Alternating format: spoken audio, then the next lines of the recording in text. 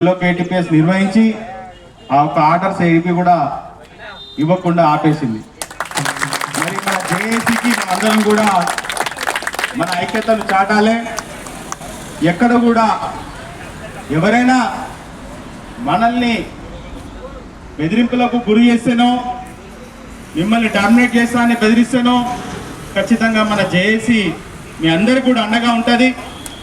మరి మొన్న KTPS లో ఏదైతే నిరూపించిందో మన జేఏసీ నాయకులు చెప్తా ఉన్నారు, ఏ ఒక్క కార్మికునికి టర్మినేషన్ ఇచ్చినా టోటల్ జేఏసీ కూడా అక్కడికి వస్తుందని చెప్పేసి కూడా వాళ్ళందరూ చెప్తా ఉన్నారు. మరి వారికి మద్దతుగా మనం అందరం కూడా నిలబడాలి. మనం ఐక్యంగా నిలబడితేనే మన సమస్యలు పరిష్కారం అవుతాయి. మన ఐక్యతే మన బలం. మన బలాన్ని ఎదుటి వాళ్ళ చేతుల్లో పెట్టకూడదు, మనం బలహీన పడకూడదు.